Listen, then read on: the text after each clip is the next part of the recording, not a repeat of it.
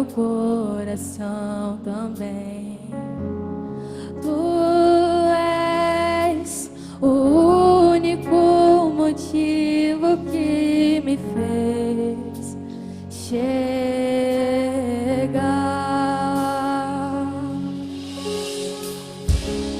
Os filhos já estão chegando aqui. Agora somos 2 ou 3 ou mais. Encontre meu coração disposto a queimar por ti. Todos os versos e canções que eu consegui cantar, todas as vezes quebrantado, só quero te falar que teu é o reino e a glória para sempre. Teu é o domínio e o poder. Amém, amém. Teu é o reino e a glória para sempre. Teu é o domínio e o poder. Amém, amém.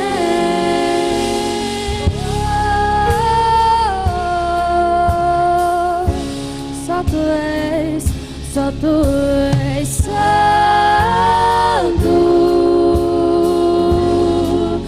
Não há outro como tu. Não há outro como tu. Não há outro como tu. Não há outro como Jesus. Só tu és santo.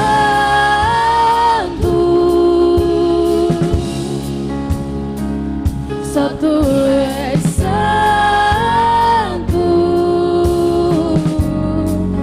Não há outro como tu. Não há outro como tu. Não há outro como tu. Não há outro como Jesus. Só tu és santo.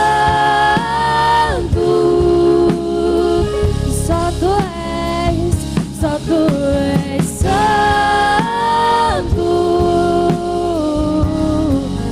Não há outro como tu. Não há outro como tu.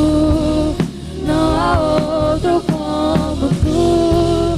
Não há outro como Jesus. Só tu és santo. Só tu és. Não há outro igual a ti. Só tu és santo. Não há outro como tu. Não há outro como tu. Não há outro como tu. Não há outro como. Só tu és. Só tu és santo.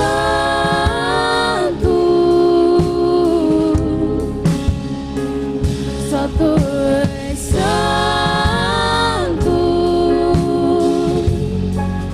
Não há outro como tu. Não há outro como tu. Não há outro como tu. Não há outro como Jesus. Só tu. Amém. Os irmãos podem sentar. Glória a Deus.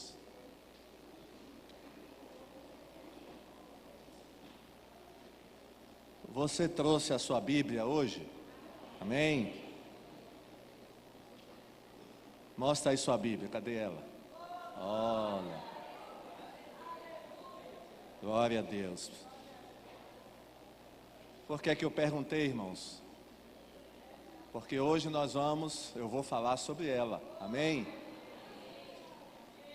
Domingo passado, irmãos, foi o dia da Bíblia. E,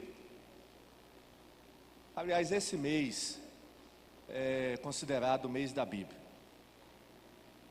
E é muito importante, irmãos, falarmos sobre a Bíblia. Jesus falou aos contemporâneos da sua época, aos seus contemporâneos, de que eles erravam, eles cometiam erros, porque eles não conheciam a palavra. E ele disse: olha, se vocês lessem a Bíblia, vocês saberiam a meu respeito. Por que é que os judeus, irmãos, não entenderam que Jesus era o Messias? Justamente por não conhecerem ou interpretarem as profecias do Antigo Testamento de maneira correta. Por isso que eles não aceitaram Jesus como Messias. Então é muito importante, irmãos, principalmente nos dias atuais,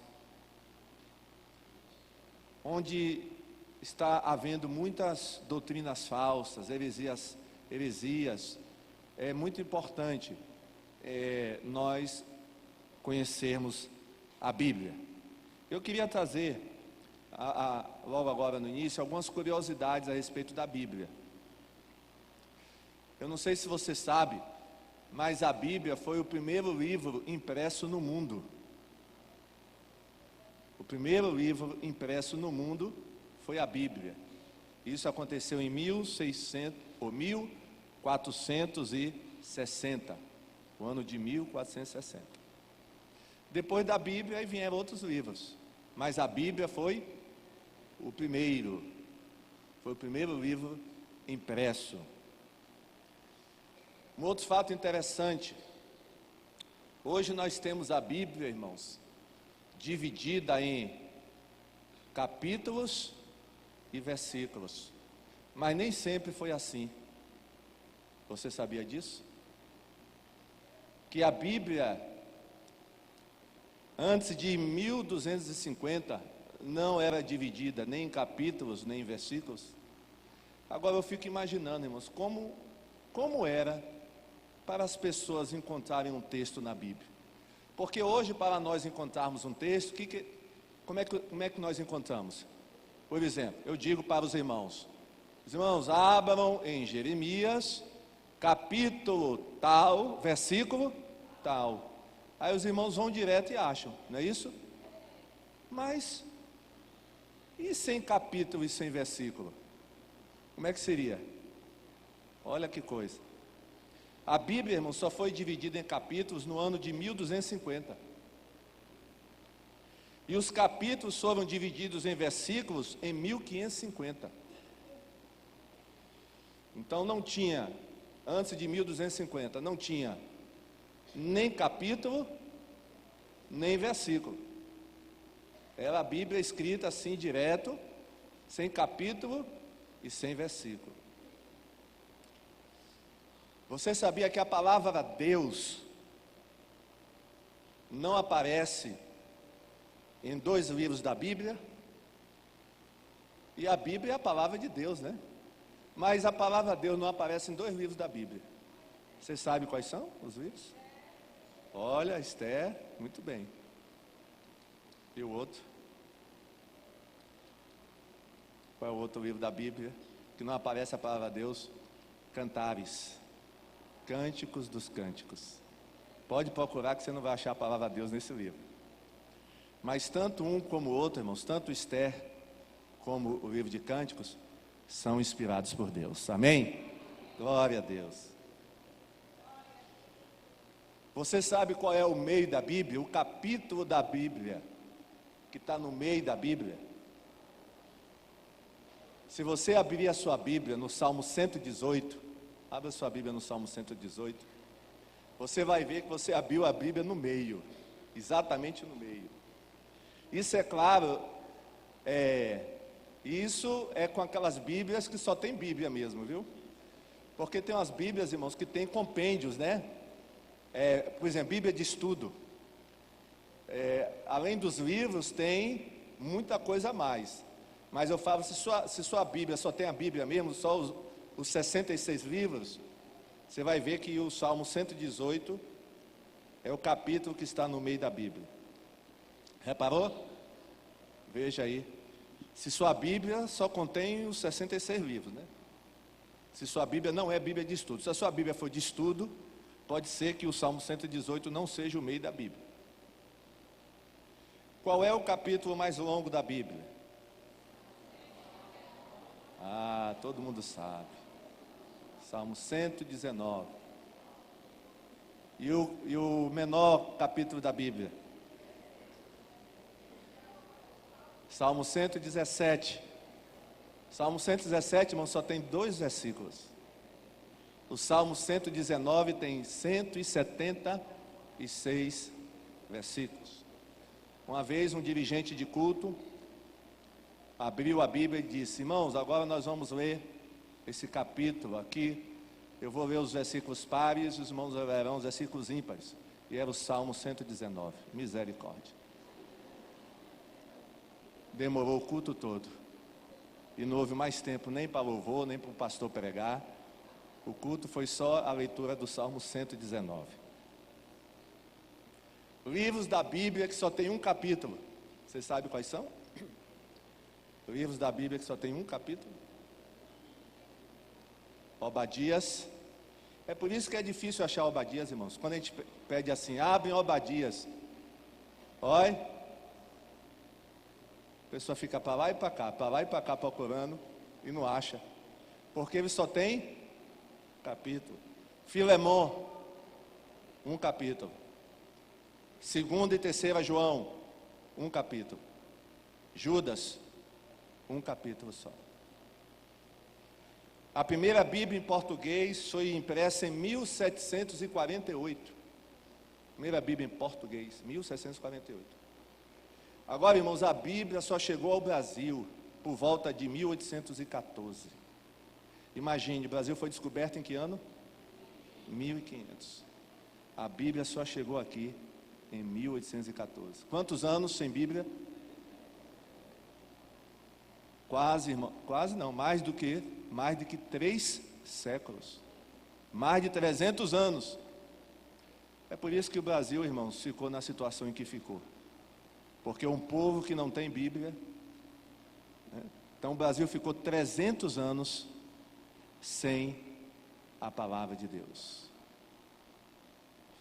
E é interessante, irmãos, que a Bíblia chegou aqui no Brasil antes dos missionários chegarem. A Bíblia chegou primeiro. E como é que a Bíblia chegou ao Brasil, irmãos? Através dos navios que vinham da Holanda, da Inglaterra, e ela vinha contrabandeada. Por quê? Porque era proibido, naquela época, no Brasil, era proibido a leitura da Bíblia. Ninguém podia andar com Bíblia, era proibido. Então a Bíblia vinha dentro dos navios que aportavam aqui no porto, nos portos brasileiros. Ela vinha dentro dos navios, escondidas. Alguns capitães desses navios que vinham da Inglaterra, da Holanda, trazer mercadoria para o Brasil, ou pegar mercadoria daqui e levar para a Europa. Esses capitães alguns eram da igreja reformada, da igreja luterana, da igreja anglicana, e aí eles traziam a Bíblia escondida nos porões dos navios, e chegavam aqui, eles distribuíam, e geralmente não era a Bíblia inteira, irmãos, eram porções do Novo Testamento. Irmãos, a Bíblia, na realidade, é uma biblioteca. Você sabia que você tem uma biblioteca na mão? É uma biblioteca com quantos livros? 66 livros. São 39 livros no Antigo Testamento e 27 no Novo Testamento.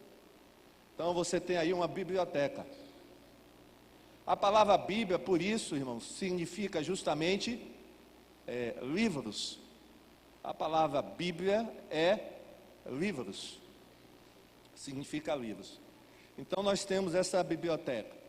O Antigo Testamento, irmãos, foi escrito entre 1500 a 450 antes de Cristo. O Antigo Testamento foi escrito antes de Jesus, entre 1500 e 450 antes de Cristo. A língua em que foi escrita o Antigo Testamento foi a língua hebraica. Para você ler o Antigo Testamento no original, você precisa aprender hebraico. Quem sabe hebraico aqui? Alguém? Então ninguém aqui pode ler a Bíblia, o Antigo Testamento no original, porque não sabe hebraico. O Antigo Testamento foi escrito no hebraico. Algumas porções, irmãos, muito pequenas, foram escritas na língua aramaico. O aramaico é uma língua parecida com o hebraico. O Novo Testamento foi escrito entre 45 e 90 depois de Cristo. O nosso Novo Testamento foi escrito entre 45 e 90 depois de Cristo. O Novo Testamento foi escrito na língua, quem sabe? Grega. No grego. Quem sabe grego aqui? Ninguém? Então ninguém aqui pode ler o Novo Testamento eu estou falando no original, viu, irmãos? No original. Graças a Deus que a Bíblia foi traduzida no português, amém? A gente pode ver a Bíblia. E interessante, irmãos, que esse grego é o grego chamado koiné, era o grego popular, porque existe ainda o grego erudito e o grego do povo, o grego popular. O Novo Testamento foi escrito no grego popular, amém? Glória a Deus. Olha, irmãos, ainda tem tempo, viu, de você aprender hebraico e grego, amém? O hebraico eu acho mais difícil que o grego. No seminário eu tive aula de hebraico e de grego. Eu até vou convidar aqui ano que vem meu pastor de grego, pastor Epímaco. Eu vou convidar ele para pregar aqui em uma quarta-feira ou em um domingo, aqui na igreja. E o meu pastor de hebraico já pregou aqui na nossa igreja, já deu curso aqui na nossa igreja, no seminário Logos, pastor Pedro Moura. Ele foi meu pastor de hebraico. Então, eu acho o grego mais fácil do que o hebraico. Tem gente que acha o hebraico mais fácil, aprender hebraico mais fácil do que o grego. Bem, quem é o autor da Bíblia, irmãos? Olha que pergunta boa. Tem gente que diz assim: a Bíblia foi escrita por homens, por isso eu não dou muita importância para a Bíblia. A Bíblia foi escrita por homens. Essa pessoa está certa ou está errada?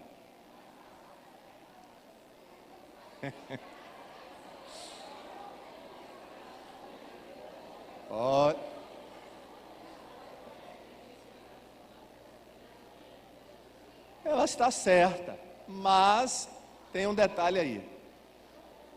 Ela foi escrita, irmãos, por cerca de 40 pessoas, mas essas pessoas foram inspiradas por Deus. Ou seja, o autor verdadeiro da Bíblia é Deus. O autor verdadeiro da Bíblia é Deus. E nós provamos isso lendo 2 Timóteo 3,16. Irmãos, eu vou ler vários textos aqui hoje, nenhum deles vai aparecer na tela, mas isso é proposital. Porque como a gente está falando da Bíblia hoje, você vai manusear a sua Bíblia. Amém? 2 Timóteo, abre aí, 3,16.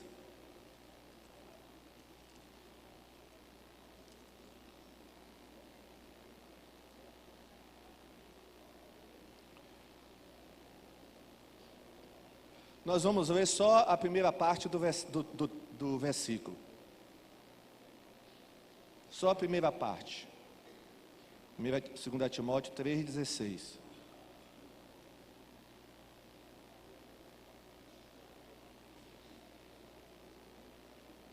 O que é que diz aí? Toda a Escritura é inspirada por Deus. Toda, irmãos. Quando diz toda a Escritura, está se referindo tanto ao Antigo Testamento como ao Novo Testamento. Eu falei aqui em uma das quartas-feiras que tem uma heresia aí, que é pregada em algumas igrejas, ensinada, que diz o seguinte, que o crente só deve, só o Novo Testamento é inspirado por Deus, o Antigo não. Que a gente deve desconsiderar totalmente o Antigo Testamento. Isso está errado, irmãos. O Antigo Testamento também foi inspirado por Deus e serve para a nossa leitura. E devemos ler também o Antigo Testamento. Tem muitas coisas importantes no Antigo Testamento para o nosso aprendizado e para a nossa vida espiritual. Mas Paulo está dizendo a Timóteo que toda a Bíblia é inspirada.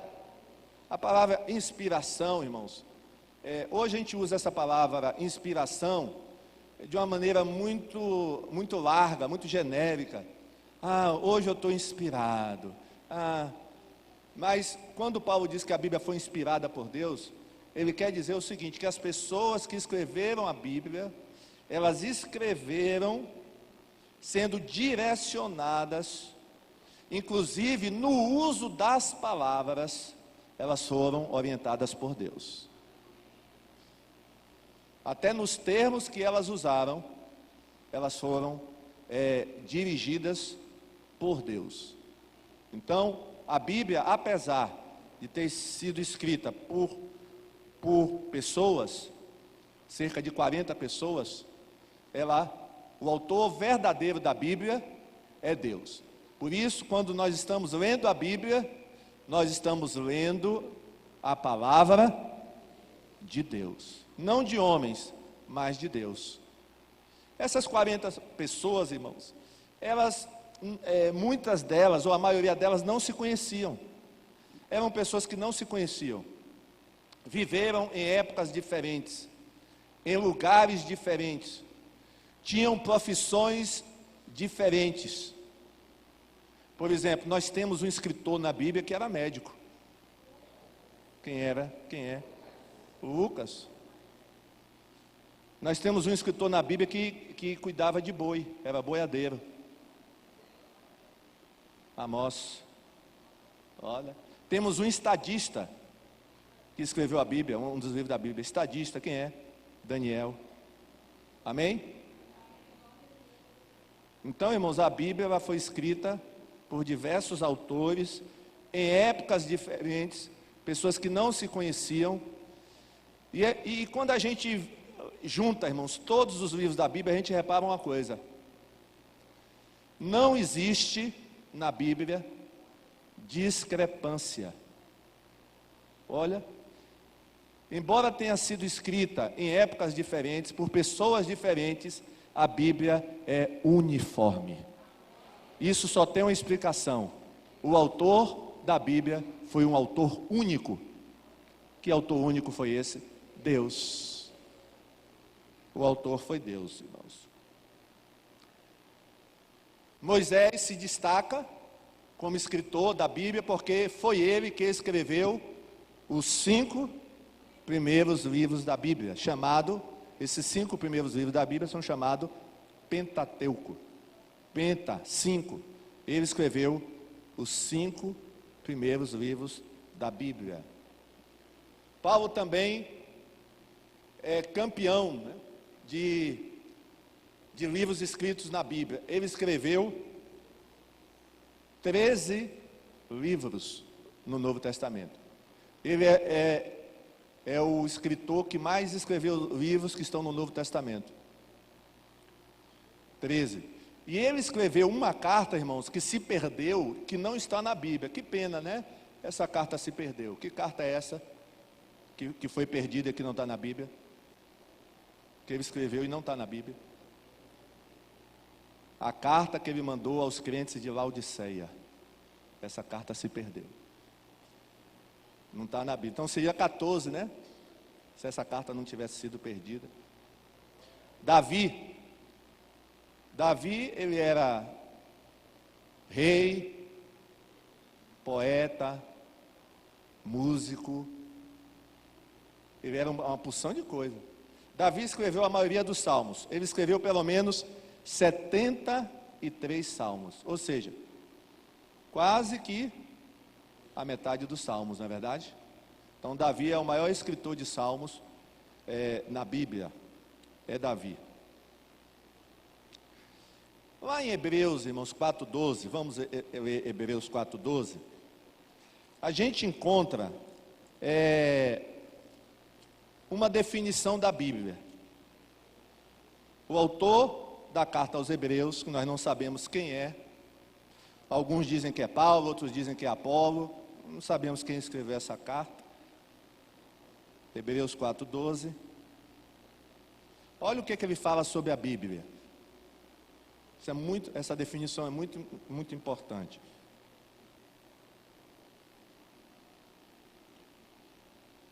Porque a palavra de Deus, ela é viva e eficaz.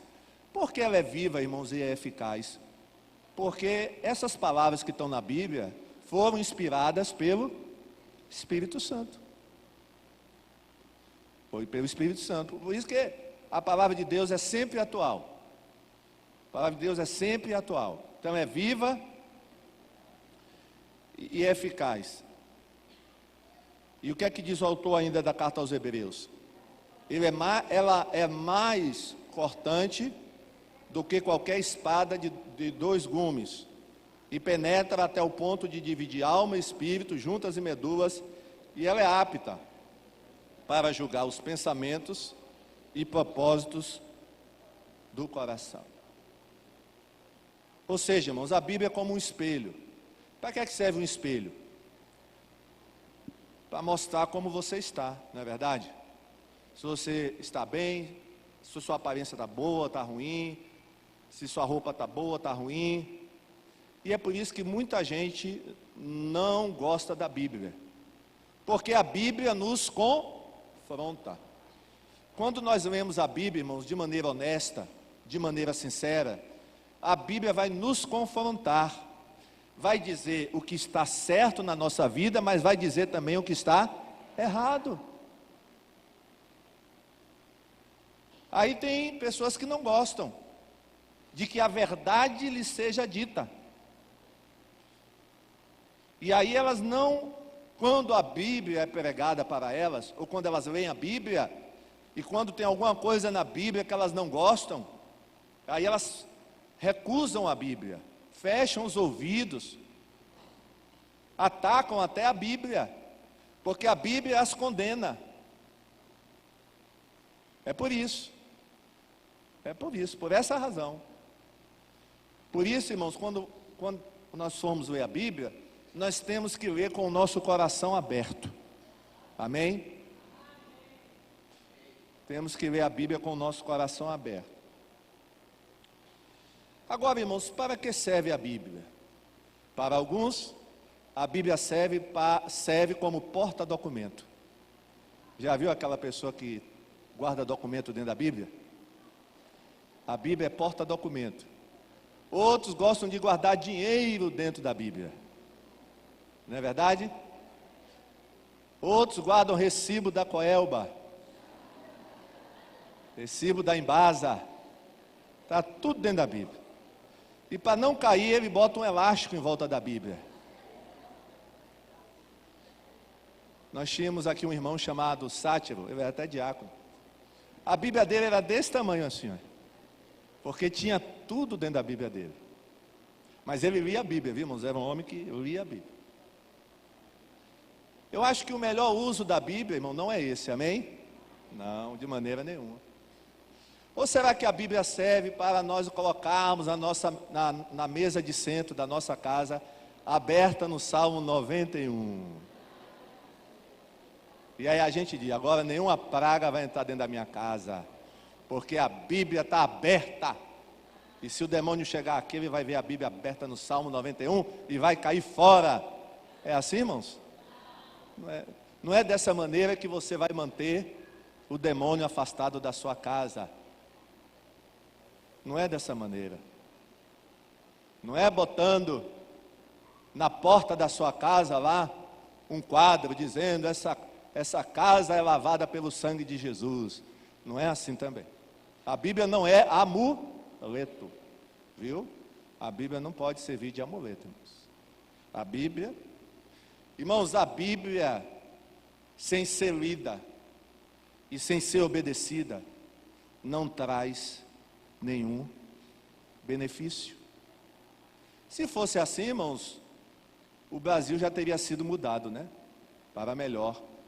Porque, irmãos, o que tem de Bíblia hoje sendo vendida no Brasil, olha, o Brasil é um dos campeões de venda de Bíblia, sabia disso?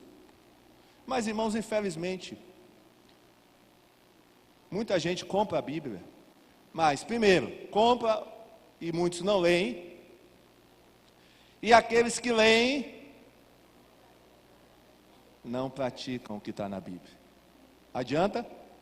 Eu vou falar daqui a pouco sobre isso. Mas a Bíblia, irmãos, ela, como disse o salmista, lá no Salmo 119, versículo 11, abra sua Bíblia no Salmo 119, versículo 11, olha o que o salmista falou sobre a Bíblia. Qual era a utilidade da Bíblia na vida dele? Salmo 119, versículo 11. É o maior salmo da Bíblia, né? Que a gente já falou. Olha o que é que ele diz.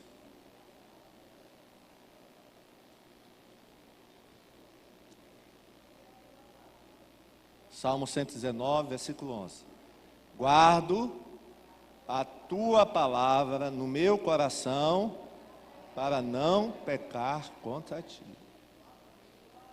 Eu guardo a tua palavra.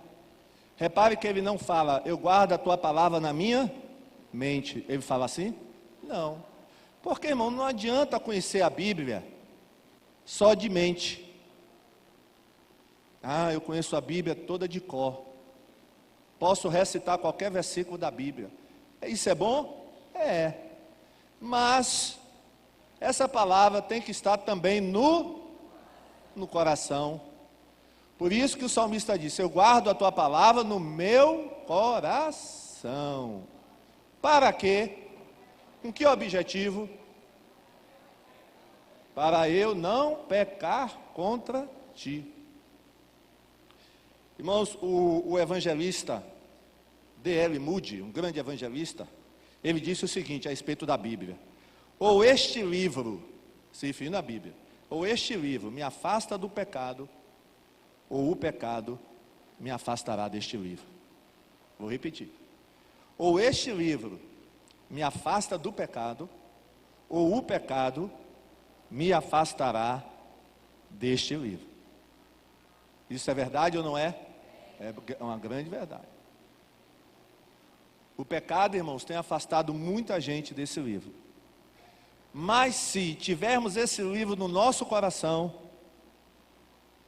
o pecado vai estar longe de nós. Amém? Olha a importância de você ter a Bíblia no seu coração. Jesus guardava a palavra no coração dele. Por isso que quando ele foi tentado por Satanás, ele não caiu.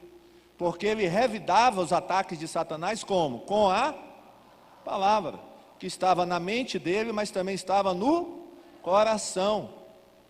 Olha que coisa importante. Agora, irmãos, quando nós estamos longe da palavra, nós estamos mais vulneráveis para pecar. Por isso a importância do crente meditar na Bíblia uma vez por semana.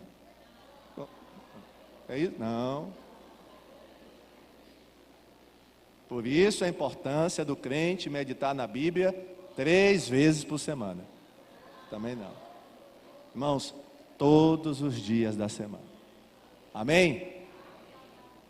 Mas a Bíblia, irmãos, ainda lá em 2 Timóteo 3:16, né, que nós lemos, ela faz o quê? Ela nos ensina a verdade.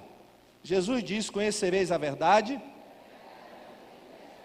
Irmãos, onde está a verdade? Na Bíblia. Aqui está a verdade. Então ela nos ensina a verdade. A verdade sobre o homem, a verdade sobre o pecado, a verdade sobre Satanás, a verdade sobre o céu, a verdade sobre o inferno, a verdade sobre Jesus, a verdade sobre Deus. Ela nos ensina a verdade, irmãos. Então, quem conhece a Bíblia, conhece a verdade, ela ensina a verdade. A Bíblia também, ela condena o erro, ou ela revela o erro. Por isso é importante você conhecer a Bíblia. Porque conhecendo a Bíblia, nós não vamos cair no erro, não vamos ser enganados por Satanás, porque Satanás, irmãos, ele é muito astuto. E ele engana muito facilmente quem não conhece a Bíblia. Quem não conhece a Bíblia é enganado facilmente por Satanás. A gente precisa conhecer bem a Bíblia, para não cairmos no erro, ou não sermos enganados por Satanás. A Bíblia também, ela corrige, como eu falei, as nossas faltas. A Bíblia corrige. Ela corrige, ela mostra o nosso erro. Ela nos confronta. Então, quando você for ler a Bíblia, não vá com nenhuma ideia pré-concebida. Não vá ler a Bíblia com aquele sentimento de ouvir só as coisas boas que a Bíblia tem para falar. Porque a Bíblia fala coisas boas sobre nós. Fala ou não fala? Fala. Tem promessas para nós? Tem. Tem até a caixinha de promessas. Quem tem caixinha de promessa em casa? Levanta a mão. Poucas pessoas. Não é errado não, viu, irmãos? Pode ter caixinha de promessa. Eu não sei se ainda existe caixinha de promessa. Ainda vende? Vende aí na Rosa de Saron? Caixinha de promessa?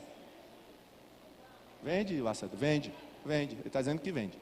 Então, não é errado ter caixinha de promessas não. Mas além de promessas, irmãos, a Bíblia tem responsabilidades. Amém? Tem advertências. A Bíblia também dá cajadada na gente. A Bíblia nos confronta. E nós temos que aceitar tanto essa parte da Bíblia que tem promessa, como a outra parte. Amém? Nós não podemos, irmãos, selecionar os nossos versículos preferidos, aqueles que nos fazem bem ouvi-los, e esquecer, aqueles textos que nos advertem, que tem uma advertência para nós, que fala das consequências do pecado. Lá no Antigo Testamento, tinha o monte da bênção, mas tinha o monte da cajadada.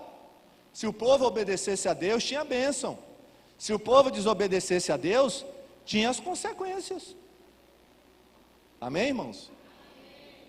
Então, a Bíblia serve para corrigir as nossas faltas. E isso, irmãos, é feito através de uma pregação, através de um sermão. Porque quando o pastor aqui está pregando, estou falando pastor mesmo, pastor sério, pastor correto. Quando o pastor prega, ele está pregando o quê? A Bíblia, a palavra, amém? Então, por isso que numa mensagem, num sermão, às vezes vem a advertência, às vezes vem o cajado, às vezes vem o puxão de orelha. É Deus, irmãos, Deus usando a palavra dele. E aí o que eu tenho que fazer? Eu tenho que aceitar. Se é a palavra, eu aceito. Então, corrige as faltas. Outra coisa, irmãos, a Bíblia ensina a maneira certa de viver, amém? Como é que eu devo viver, pastor? Qual é a maneira certa de viver? Vamos ler a Bíblia. A Bíblia ensina o que é certo, o que é errado. A Bíblia tem uns princípios. Então eu tenho que seguir a Bíblia. Por exemplo, mentir, é certo ou é errado? É errado. A Bíblia diz que é errado, amém?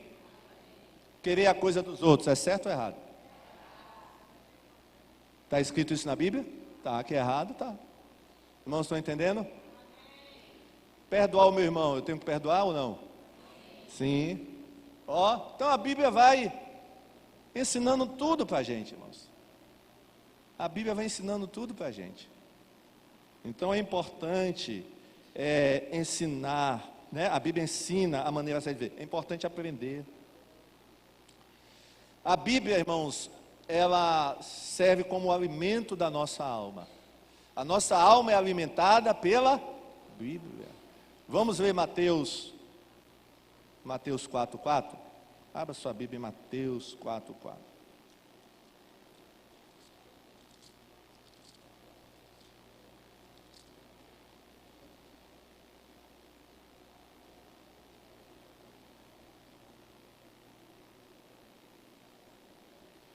Olha o que Jesus falou para Satanás. Jesus, porém, respondeu: está escrito, o ser humano não viverá só de pão, mas de toda a palavra que procede da boca de Deus. O pão, irmãos, alimenta o nosso corpo, o nosso físico. A Bíblia alimenta a nossa alma. Salmo 19, versículo 7. Vamos lá para o Antigo Testamento agora. Salmo 19, versículo 7. Salmo 19, versículo 7. A parte A do versículo.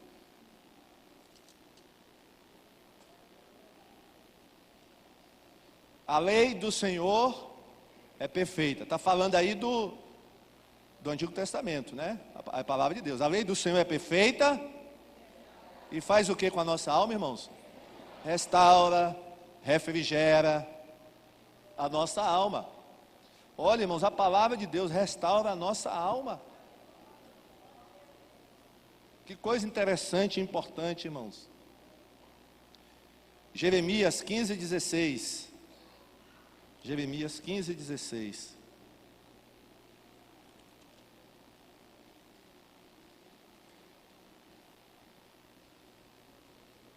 Jeremias 15, versículo 16. Imagine se não tivesse capítulo nem versículo hoje, viu? A gente ia passar a manhã toda aqui só para achar isso. Graças a Deus, irmão. Quem teve essa ideia maravilhosa, né? De ter capítulo e versículo na Bíblia, né? Num instante a gente acha. Achadas tuas palavras, logo as comi. As tuas palavras encheram o meu coração de júbilo e de alegria, pois sou chamado pelo teu nome, ó Senhor, Deus dos exércitos. O que é que Jeremias fez com a palavra, irmãos? Pastor, Jeremias comeu a Bíblia? Hein? É claro, irmãos, que isso aqui é uma linguagem o quê? Figurada. Quando a gente diz assim, rapaz, fulano, ele come a Bíblia, a gente está dizendo o quê? Olha, fulano, ele conhece a Bíblia, ele medita na Bíblia, ele come a Bíblia. Foi o que Jeremias fez, irmãos. Ele comeu a palavra. E quando ele comeu a palavra, o que aconteceu com o coração dele? Se encheu de quê? De júbilo e de o quê? De alegria. Júbilo e alegria. Você tem comido a palavra?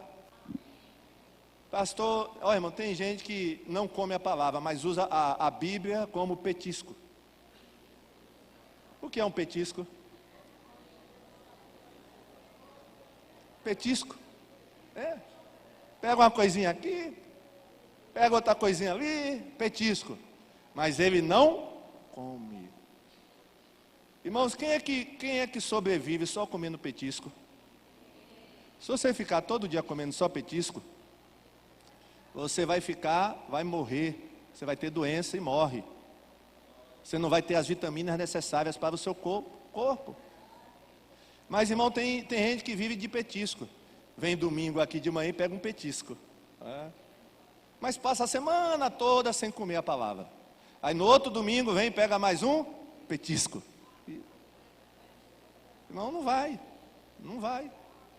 Que em 2020 você coma a palavra. Que tal fazer um desafio para você mesmo? No ano que vem, eu vou ler toda a Bíblia.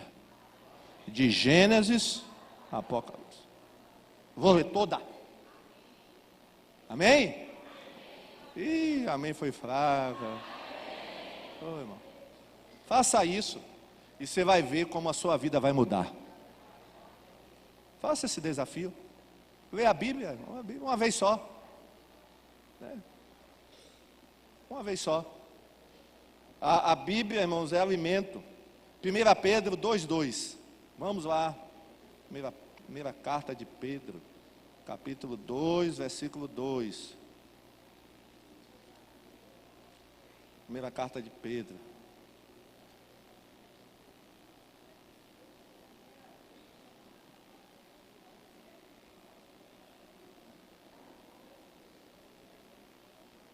Primeira carta de Pedro, capítulo 2, versículo 2. Como crianças recém-nascidas, desejem o genuíno leite espiritual, para que, por ele, lhes seja dado crescimento para a salvação, se é que vocês já têm experiência de que o Senhor é bondoso. Olha que texto importante, irmãos. Como crianças recém-nascidas, desejem o genuíno leite espiritual. Pedro está falando de quê, irmãos? Esse genuíno leite espiritual é a palavra. Como é que nós devemos desejar a palavra? Como um recém-nascido deseja o leite. Amém? Ele não deseja o leite, o recém-nascido? Então, vamos desejar, irmãos. Olha, é o genuíno, viu, irmãos? Tem falso leite aí, viu? Cuidado. É o genuíno leite espiritual. Cuidado com a falsa palavra. É o genuíno leite espiritual. Para quê, irmãos? O que é que a palavra vai fazer com a gente? Ela vai nos dar o quê? O que é que Pedro diz aí? Ela vai nos dar crescimento. Crescimento para onde? Para o quê? Para a salvação. Ou seja, ao lermos e meditarmos na palavra, nós vamos crescer espiritualmente e vamos alcançar a nossa salvação. É ou não é importante, irmãos, a palavra? Se você não lê e medita na palavra, você não está tomando o leite espiritual. E vai faltar as vitaminas em você. E você vai ser uma pessoa fraca espiritualmente. E o diabo não vai ter dificuldades em lhe derrubar. Ou então, se você não cair, você vai ser um crente aí, um crente apático, um crente morno, um crente... um crente, simplesmente só um crente. Então, vamos, irmãos, desejar o genuíno leite espiritual, amém? Vamos, deseje, né? Deseje o genuíno leite espiritual. É por essa razão, irmãos, que muitos crentes estão fracos espiritualmente. Estão fracos. Maria, irmã de Marta, Jesus falou que ela tomou a melhor atitude, porque ela ficou aos pés de Jesus, ouvindo o quê? A palavra. Amém? Irmãos, a Bíblia também traz esperança. Romanos 15, 4. Vamos ler? Romanos 15, capítulo. Quando eu falar 15, 4, os irmãos já sabem que 15 é o quê? O capítulo, e 4 é o quê? É porque na pressa, né, a gente fala 15, 4. Mas os irmãos já sabem, né? O novo crente é que fica muito atrapalhado com essas pressas nossas. 15, 4, ele não sabe ainda o que é isso. Então, capítulo 15, versículo 4.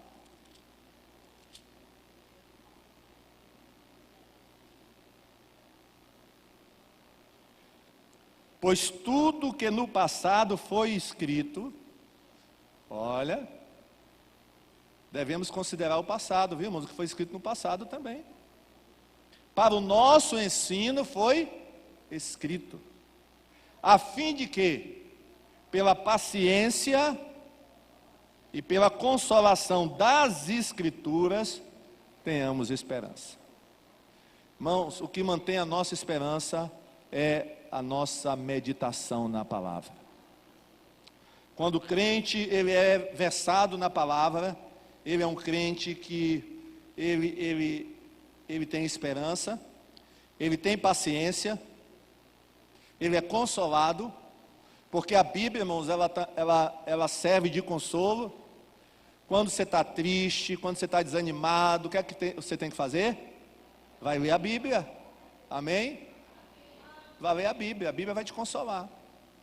A Bíblia vai te trazer conforto, esperança. É o que Paulo está dizendo aqui, nesse versículo 4. Ele fala isso. Que a Bíblia foi escrita para o nosso ensino. Nós aprendemos, irmãos, com a Bíblia. Agora, irmãos, tem o seguinte. Tem gente que lê a Bíblia e não entende. Por quê?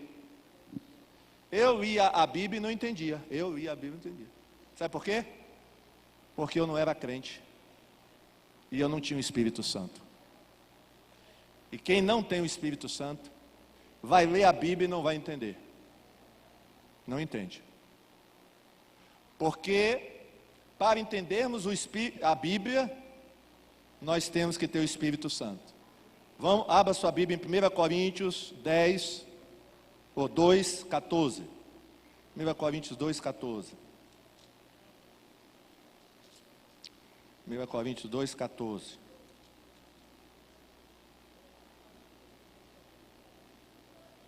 Eu li a Bíblia e não entendia. Sabe por que eu não entendia? Porque está escrito aí no versículo 14. Ora, a pessoa natural não aceita as coisas do Espírito de Deus porque eles são loucura. E ela não pode entendê-las porque elas se discernem espiritualmente. Não adianta, irmãos. Uma pessoa não crente, as coisas espirituais vai ficar voando. Ela se discerne espiritualmente. Ela não entende, o ímpio não entende a Bíblia. Ele não entende. Para ele é loucura a Bíblia. Ele não entende. Agora, quando nós temos o Espírito Santo, aí nós passamos a entender a Bíblia. Quando a gente tem o Espírito Santo. Eu creio que era com você assim. Quando você não era crente, quem tentou ler a Bíblia antes de ser crente, é ou não é verdade? Outra coisa, irmãos, o não crente pode até ler a Bíblia, ele não vai entender, e provavelmente ele não vai ter muito interesse na Bíblia. Ele lê, depois larga, e porque ele não tem interesse, e às vezes o interesse dele é só científico, ou outro tipo de interesse que não é um interesse espiritual. Então, para uma pessoa entender a Bíblia, ela tem que ter o Espírito Santo, amém? O Espírito Santo é o intérprete da Bíblia. Por isso que quando você for ler a Bíblia, sempre ore: Deus, fala ao meu coração. Fala ao meu coração agora, que eu preciso entender a tua palavra. Outra coisa importante, irmãos, não adianta só ler a Bíblia. Ler é bom? É. Ler é bom. Mas só ler resolve? Não. Temos que fazer o quê? Praticar. Ler a Bíblia é fácil? É, irmãos. Você pega, vai lendo.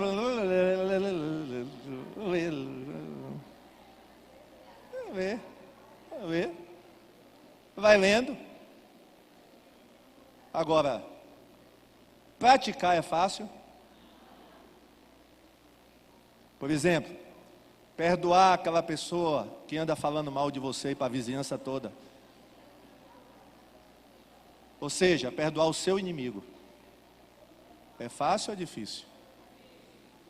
Pode dizer, irmão, não tenha medo, não é difícil. A gente só faz isso pelo poder do Espírito Santo na nossa vida. É ou não é? Porque fácil não é não, irmão. Quem falar que é fácil é mentiroso.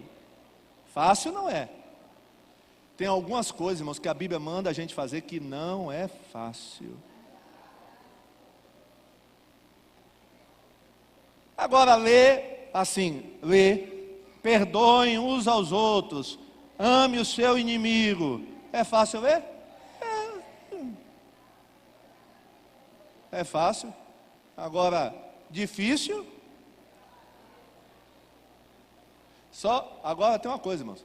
Quem vai entrar no céu não é quem lê a Bíblia. Quem vai entrar no céu é aquele que leu e praticou a Bíblia. Amém? Tiago 1:22. Tiago fala sobre isso, né? Vamos ver Tiago. Tiago é considerado o livro mais prático da Bíblia, né? Com Tiago não tinha esse negócio só de ficar no ler, doutrina. Não, Tiago era bem prático, né? Olha o que ele diz aqui. Tiago 1:22. Sejam praticantes da palavra, e não somente ouvintes, enganando a vocês mesmos. Pratiquem a palavra, não sejam apenas ouvintes. Por exemplo, hoje aqui os irmãos estão ouvindo a palavra. Isso é bom? É. Agora, quando os irmãos saírem daqui, o que é que os irmãos vão ter que fazer? Praticar. Aliás, irmãos, toda vez que você vem na igreja, ouve a palavra, você tem que sair já disposto ao quê? A praticar. Vou praticar. Porque senão, quem você está enganando? Ao pastor? Não, a mim não. Está enganando a Deus? Não. Está enganando a quem? A você mesmo. Porque não adianta, irmãos. Não adianta só ser ouvinte ou leitor da Bíblia, né? Você lê, mas não pratica. Não tem efeito nenhum. A Bíblia não vai fazer efeito nenhum. Apocalipse 1:3.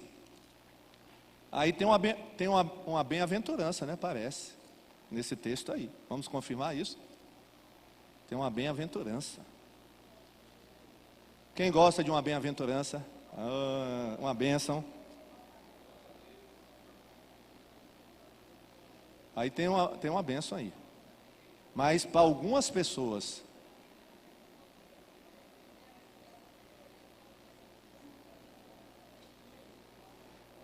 Apocalipse 1:3. Bem-aventurado aquele que lê.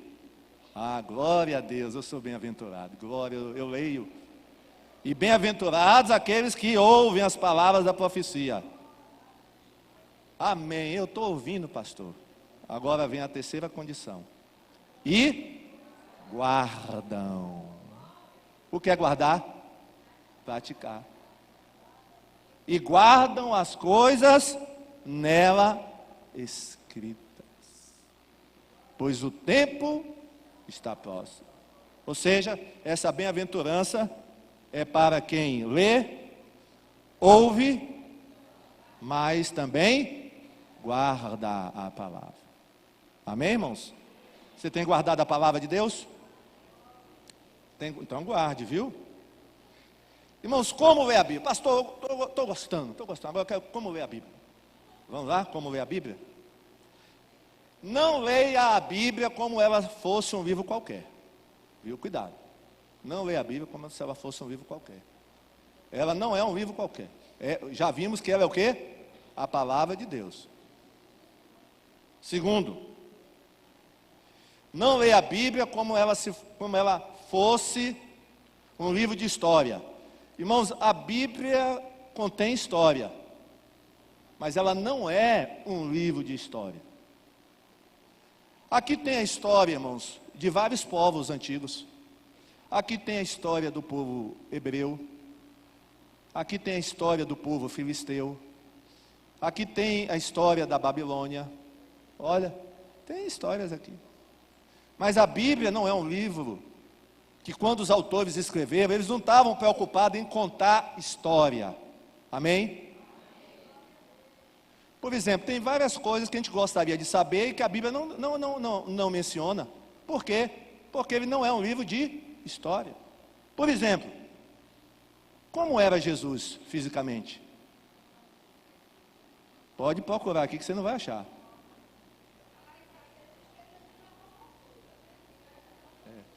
Jesus fisicamente, como ele era? Sabemos que, pelo que diz Isaías, a irmã está falando ali, pelo que diz Isaías, parece que ele não tinha aquela aparência galã de televisão. Porque ele não tinha beleza e o quê? Nem formosura. E alguns interpretam, irmãos, esse texto de Isaías como se falando da aparência física de Jesus. Beleza nem formosura. Aí a gente vê nesses quadros aí, né? Jesus, loiro, olhos azuis, galã. Interessante, né, irmãos? Nos filmes que passa aí, só botam Jesus galã. Já reparou?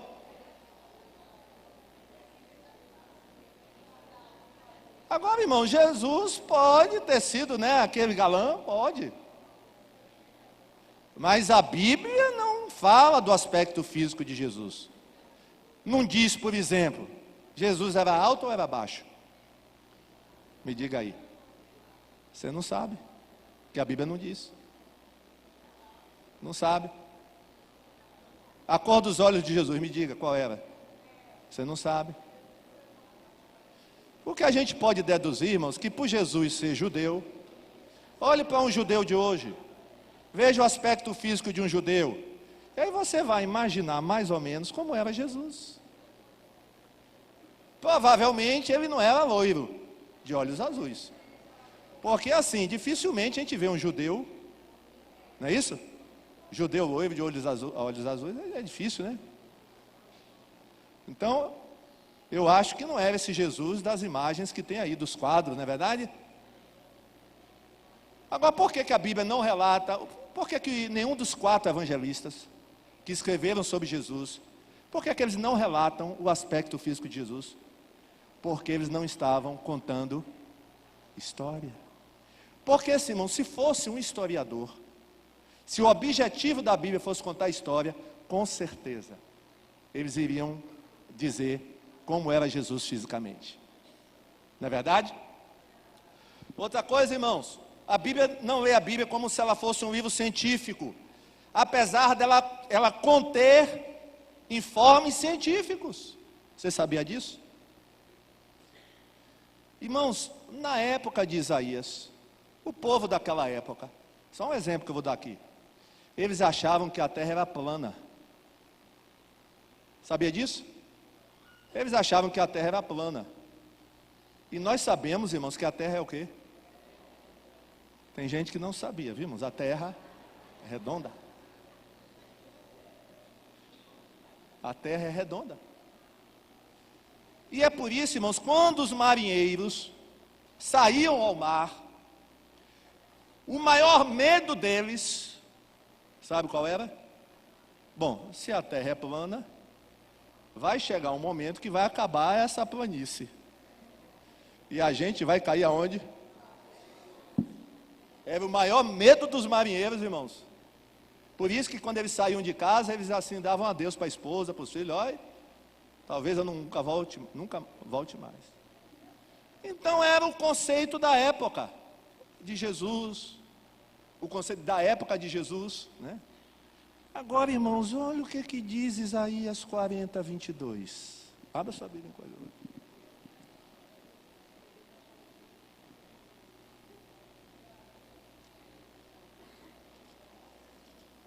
Isaías 40, 22.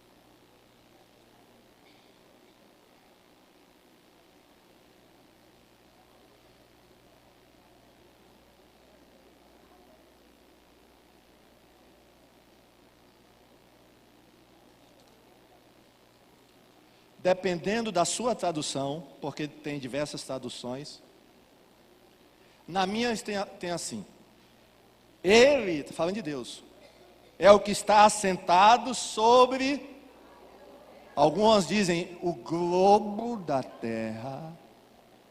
A minha tradução diz, sobre a cúpula da terra, cujos moradores são como gafanhotos. O que é que está dizendo aí, irmãos? Que a terra é o quê? Redonda, globo, redonda. Olha que coisa. Sabe, irmãos, quando é que foram descobrir que a terra não era plana, que era redonda? Quem já ouviu falar do cientista Galilei? Esse homem viveu entre 1564 e 1642.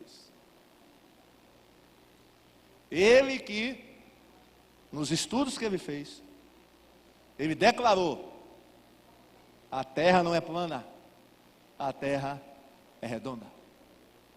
Irmãos, ele não precisava ter pesquisado tanto, né? Bastava ter lido Isaías 40, 22.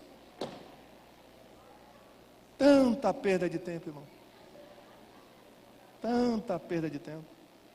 Tanto dinheiro jogado fora para as pesquisas, né? Já está aqui, irmãos. Isaías 40, 22. E essa informação vem de quem? Como é que Isaías sabe disso, irmão? Porque ele foi inspirado por Deus para escrever o livro de Isaías. Amém? Então na Bíblia tem informações científicas, viu? Agora não é um livro científico, irmão. Não foi escrito com esse propósito. Amém? Não foi escrito. Então, pastor, como é que eu vou ler a Bíblia? Então, leia a Bíblia diariamente. Deus falou para Josué: medita na palavra todo sábado. Não. Abre em Josué 1:8. Abre em Josué 1:8. Josué 1:8.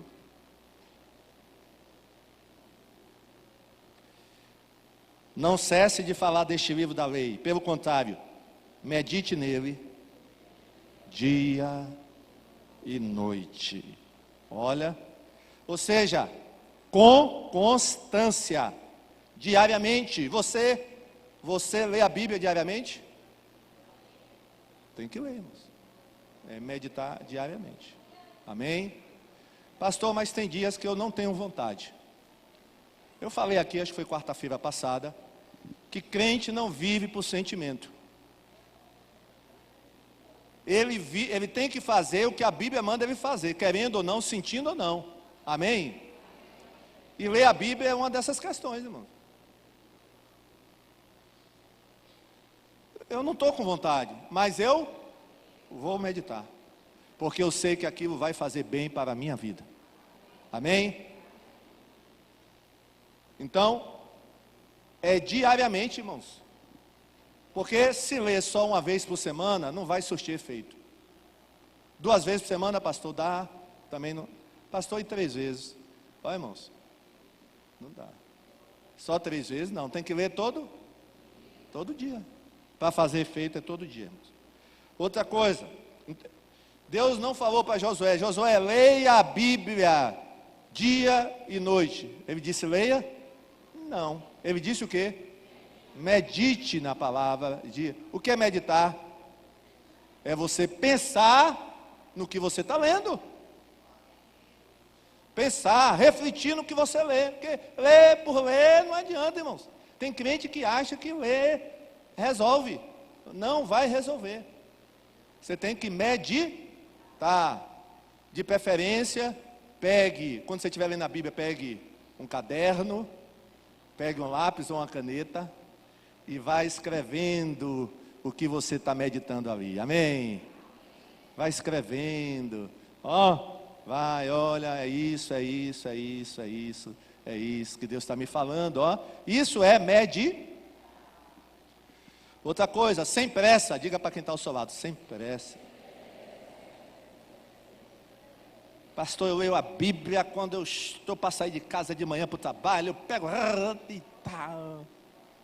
Ou então, antes de dormir, eu vou ler a Bíblia. Irmãos, cuidado.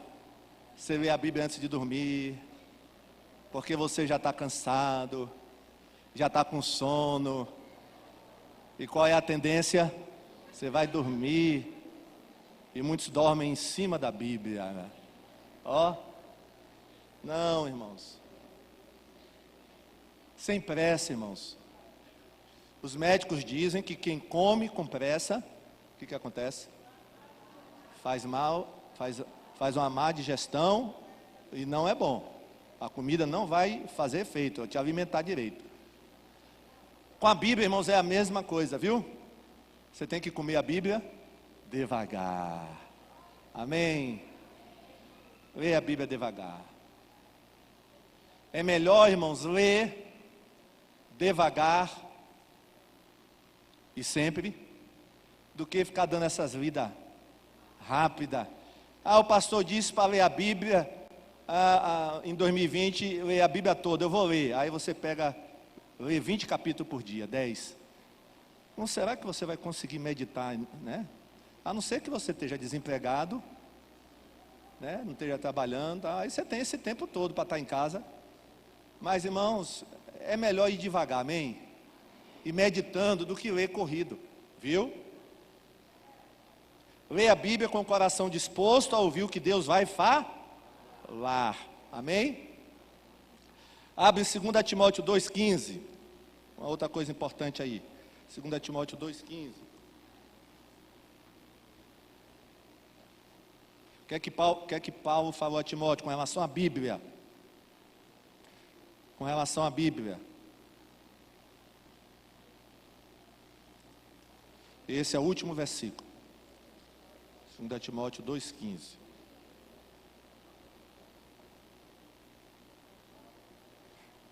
Procure apresentar-te a Deus aprovado como obreiro que não tem de que se envergonhar e que maneja bem a palavra da verdade. Irmãos, essa palavra aqui é para todo crente, não é só para Timóteo não. Todo crente tem que saber manejar. O que é saber manejar bem? É conhecer bem a Bíblia. Conhecer. Irmãos, é uma vergonha crente não conhecer a Bíblia. É uma vergonha, né? Irmãos, os muçulmanos, eles conhecem o Alcorão de cor. O bom muçulmano, né? O bom muçulmano conhece o livro deles de cor, né? E nós, irmãos, que somos crentes, será que não temos deixado a Bíblia de lado, desprezado a Bíblia, ou não dado à Bíblia a sua devida importância? Então é bom realmente que exista esse dia da Bíblia, o mês da Bíblia, para nos lembrar dessas coisas que eu falei aqui nessa manhã, amém? Então não se esqueça disso.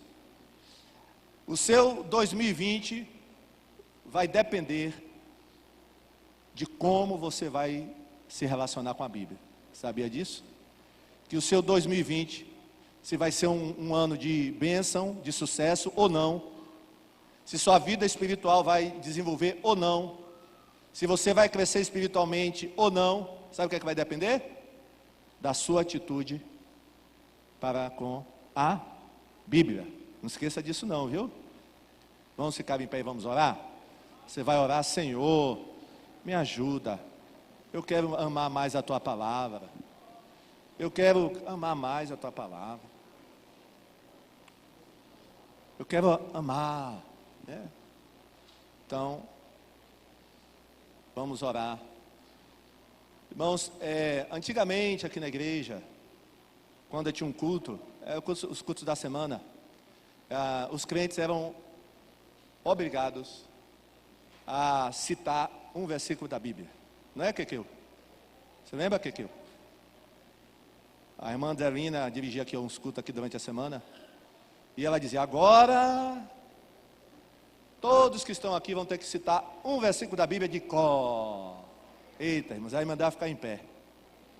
Pensou? E ainda tem isso, irmão, não pode ser repetido. O último, coitado, é que sofria. Porque todo mundo ia: Deus amou o mundo de tal maneira. Aí o primeiro da fila já dizia isso: Deus amou o mundo de tal maneira. Aí quando chegava no fim, irmãos, tinha gente que começava a coçar a cabeça. E não podia ser o Salmo 23, e nem o 91, e nem o 40. Misericórdia. Eu que já sabia, irmãos, eu ficava em casa, quando eu vinha para o culto, né? Aí, o problema é que quando eu era o último, aí, meu irmão, e quando um lia o versículo do outro, irmãos, a cara do outro ficava a gente percebia na fisionomia, irmãos. Imagine, hein, se a gente fosse fazer isso hoje. Cada um aqui vai ficar em pé, recitar um versículo da Bíblia. Você conhece algum versículo da Bíblia de cor? E a irmã Adelina ainda dizia, com referência. Eu quero um endereço. Eita, irmão. Tinha gente que ficava num estreito. Mas, irmãos, a gente aprendia a Bíblia assim, amém? Feche os seus olhos, vamos orar. Senhor Deus e Pai, tem misericórdia de nós. Temos negligenciado, ó Deus, a Tua palavra. Não temos dado o devido valor para ela, Pai. Perdoa essa nossa falha. Perdoa o nosso pecado, Pai. Que 2020 seja diferente. Que possamos ter uma nova atitude com relação à Tua palavra. Porque sabemos que ela é alimento para a nossa alma. Ela é alimento, ó Pai. E é através dela que vamos, ó Deus, permanecer de pé na Tua presença. Nos ajuda, Pai. Ó Deus, queremos ter a Tua palavra no nosso coração. Não apenas na nossa mente, mas no nosso coração, ó Pai. Ó Deus, muito obrigado pela Tua palavra. Muito obrigado por ela existir. Muito obrigado por ela ter sido traduzida, Pai, na nossa língua. Ó Deus, muitos povos ainda não têm a Bíblia traduzida em sua língua.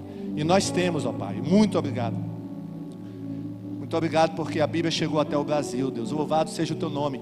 Queremos louvar pela vida daquelas pessoas que trouxeram a Tua palavra até aqui. Queremos Te louvar, Deus, por aqueles que perderam a vida, por, ó Deus, divulgarem a Tua palavra. Louvado seja o Teu nome, ó Deus. Que cada crente que está aqui nessa manhã seja um crente conhecedor da Bíblia e praticante da Bíblia, no nome de Jesus e para a glória de Jesus. Amém. Palmas para Jesus. Glória a Deus.